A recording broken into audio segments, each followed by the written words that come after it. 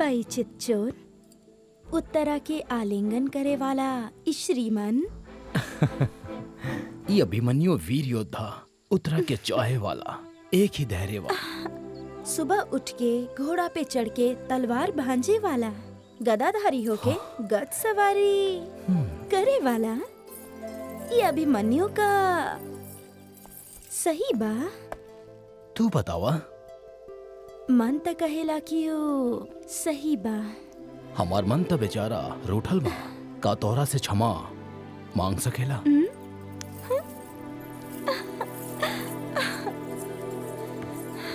विवाह होके अभी पूरा भइल ना बा एक बसंत।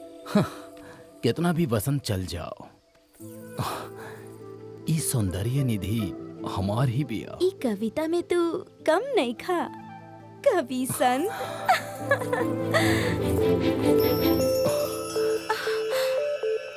ये अभिमन्यु कवि संत बा, उत्तरा श्रृंगार ग्रंथा। हे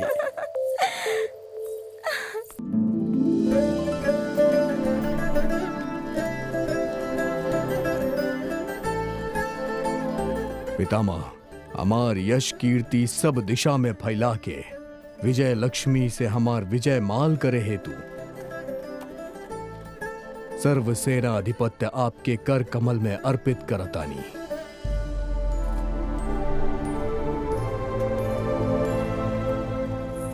सुयोधन, ई युद्ध एगो महायज्ञ है। हमरे बाणन के बल, अग्नि, रथ, गज, हया, पटत भूत, धूल, धूम, धाम इस संग्राम के यज्ञ करता और भोक्ता हम ही रहब।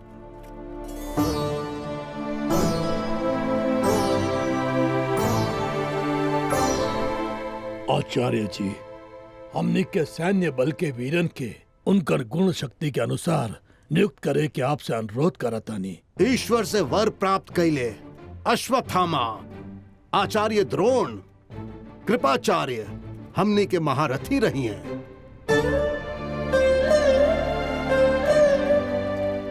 सुयोधन, कृतवर्मा, वृषरवा, सोमदत्त ये सब अतिरथ रही हैं। सूत पुत्र कर्ण तू अधिरथ रहबा। आचार्य, हम अधिरथ काहे? अगर हमर जातिहीनता ही हमके अधिरथ बनावेला तई धैर्यवान खातिर कलंक बा, वीरत्व के अपमान हा। जब ले जाति कुल के मतभेद हमनी के हृदय में अवृत रही, ओह समय तक कोनो राज्य के उद्धार ना हो सकेला। वीरता दिखा के विजय साधे के यह समय में एगो युद्ध वीर के एह तरह अपमान कैल नायक के लक्षण ना हा।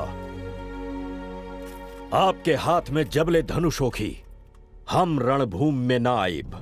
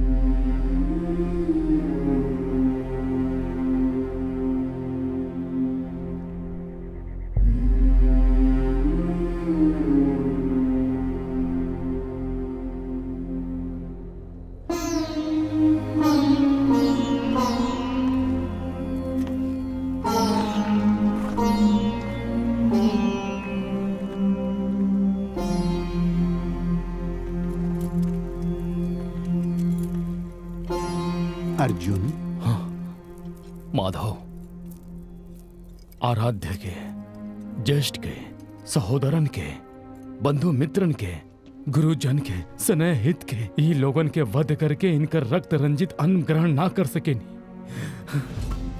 हम युद्ध से पलायन करत हनी। हे पार्थ, राजा रक्त से सनल भोजन ना करी तका पसीना से सनल भोजन करी। कदम रणभूमि में रख के कायर जैसन बात ना कल जाला। तू खाली अपन कर्म करत जा। कर्मण्यवादिका रस्ते मां फलेषु कदाचन। तू निमित्त मात्र बाड़ा। जौन भइल, जौन हो रहल बा, जौन होखे वाला बा, हम ही कर्ता, क्रिया और कर्म बानी। हे मानव, दुष्टन के शिक्षा देवे खातिर तैयार हो जा। हे माधव, आपके दिहल ई गीतो उपदेश से, अखंड विश्व रूप दर्शन से हमरा पे छाइल अज्ञानता के अंधकार दूर हो गई। अब कर्तव्य के ज्ञात भइल हमके।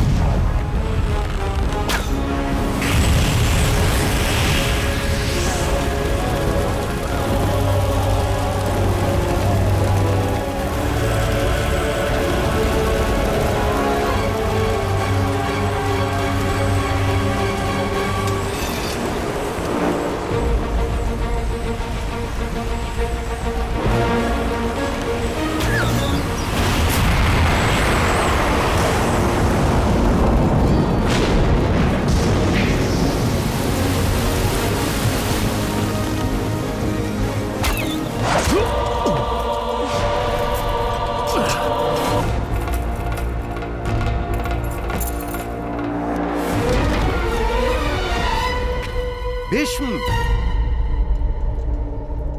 आपन प्रताप अग्नि से तुहार और तोहरे कुरु सैन्य वाहिनी के केवल एक के क्षण में संहार कर युधिष्ठिर के राज्य अभिषेक करब।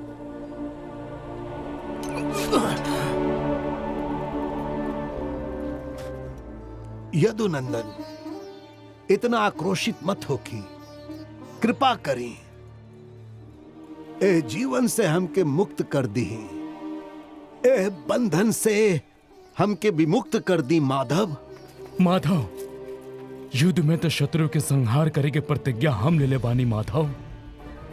आप तो शस्त्र धारण कर युद्ध ना करे के प्रतिज्ञा ले ले रानी। शांत हो जाए माधव, शांत हो जाए।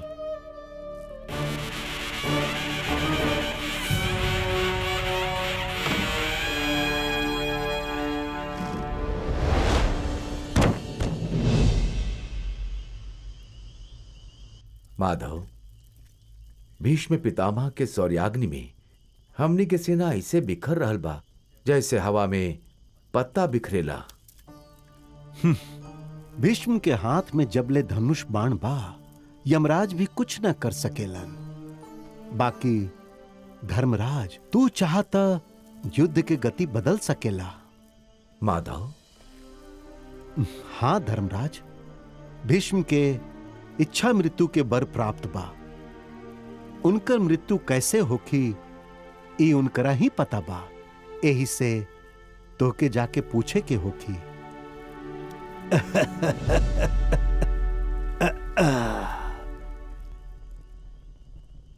धर्मराज, धर्म मार्ग लागत बाई तोहरा।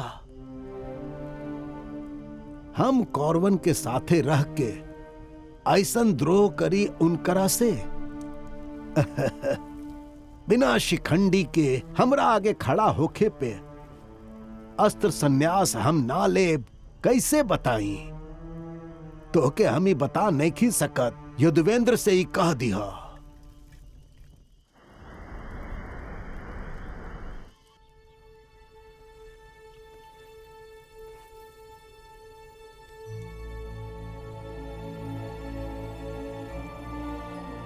अभिमन्यु, हमके आपके आशीर्वाद चाहिए पितामह।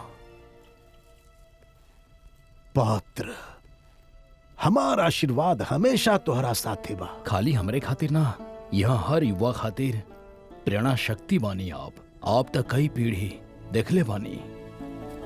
चिर युवक पितामह बानी आप।